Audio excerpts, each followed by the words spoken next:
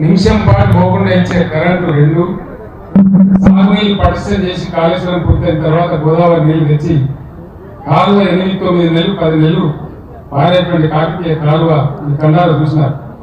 ఇక సార్ నీళ్ళని దాకా వచ్చినాయి. అక్కడక్కడ భయంకరంగా తుంగ ముసిపోయింది చాలా దగ్గర. ఇక వద్దు అనే దాకా మా పొలాలు జాలు పడుతుంది అనే దాకా కూడా నీళ్లు వచ్చినాయి. నీళ్లు తెచ్చినాం, చెరువులు బాగు చేసినాం, కరెంట్ 24 గంటలు ఇచ్చినాం, రైతు బంధించినాం.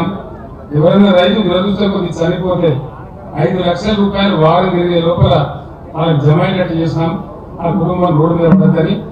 అట్లనే కొన్న వాళ్ళు పండించిన ధాన్యాన్ని చాలా తమాషా జరిగింది. రైస్ మిల్లర్లు గోల్మాలు తీస్తాం, సరుకు తీయడం, ఇది తీయడం, అది తీయడం, మోయిచర్ లేదనడం, 17% లేదనడం. మీటింగ్ పెట్టి నేను క్యాబినెట్ మీటింగ్ పెట్టి ఎట్లా సార్లు బాగున్నాయంటే వాళ్ళు చెప్పారు ఎంత నష్టం వస్తుంది ప్రభుత్వానికి. ఈ కీలకమైన మాట నేను చెప్పాను. మొత్తం మనమే పొందాము ఉంటే ఎంత నష్టం వస్తుందని నేను అడిగాను. సార్ ఒక 750 నుంచి 850 కోట్ల నష్టం వస్తుందని చెప్పాను.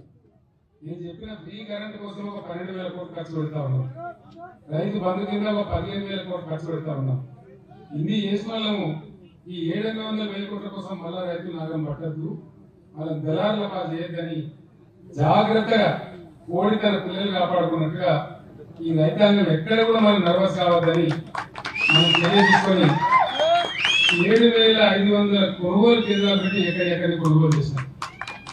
ఆ కొన్న డబ్బులు కూడా మళ్ళా మధ్య దళాలు లేడు, షిఫ్టీలు లేవు, స్టేట్లు లేదు, బీటీ లేదు, ఏం లేదు, నేరుగా బ్యాంకులోకి వచ్చేటట్లు చేసినాం. దీంట్లో ఏమైంది ఫలితం ఎందుకు చెప్తున్నా ఈ కథ అంతా మీకు తెలియదు కాదు. ఎందుకు చెప్తున్నా అంటే 54 లక్షలు 55 లక్షల టన్నులు ధాన్యం పండించే తెలంగాణ 3.5 కోట్ల టన్నుల ధాన్యం పండించే స్థాయికి వెళ్ళిపోయింది. పంజాబ్ కాదని స్థాయికి పోయినాం. రైతులలో ఒక ధీమా వచ్చింది. హైదరాబాద్ ఉన్న పాత రైతులు ఎప్పుడో పొలాలు ఇచ్చిపెట్టుకున్న కూడా వచ్చి గురపేక జరుపుకొని మళ్ళా ఒకసారి మొదలుపెట్టింది. ఇది నాకంటే ఎక్కువ మీకు తెలుసు బాగా.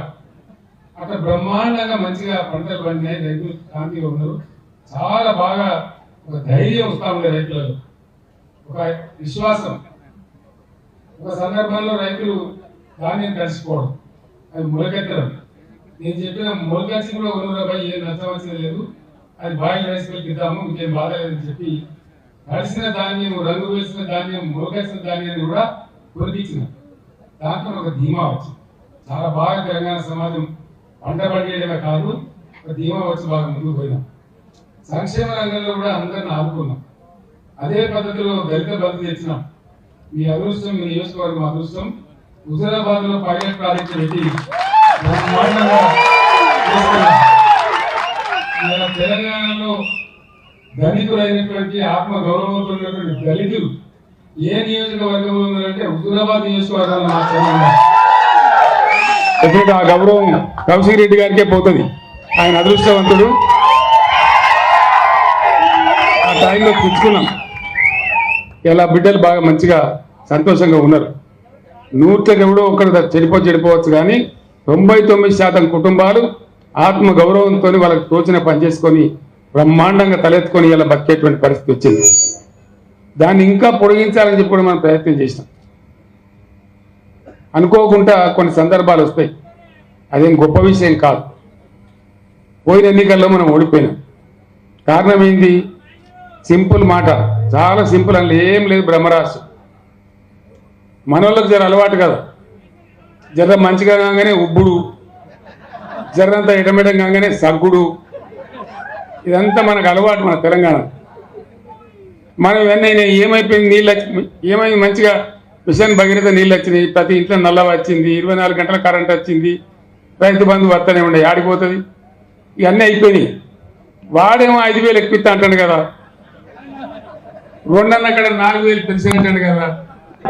అత్యాశ పోయి మంచిగా ఉన్నది కదా అని మనం అనుకుంటే, మంచిగా ఉన్నదని బాగా చెప్తాం అనుకుంటే వాడు ఇంకేంటి ఎక్కువ కట్ట కదా పోయి అంటే చేయడం.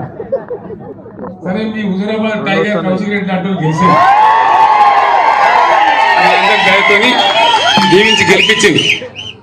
నేను ఇవాళ చెప్తున్నా, కౌశిక్ రెడ్డి మొదలు నా దగ్గరకు వచ్చి పార్టీలో చేరినాడు. నేను చెప్పిన, కౌశిక్ రెడ్డి నువ్వు యువకుడు, నా కొడుకంత వయసుంది నీకు, నీలాంటి వాళ్ళు మంత్రులు కావాలి, కేంద్ర మంత్రులు కావాలి, భవిష్యత్తు నీకు మంచి భవిష్యత్తు ఉంటుంది. నువ్వు ఇవాళ బై ఎలక్షన్కి ఆరాట పడకని చెప్తే ఆయన ఊకున్నాడు, నా మాట మన్నించి.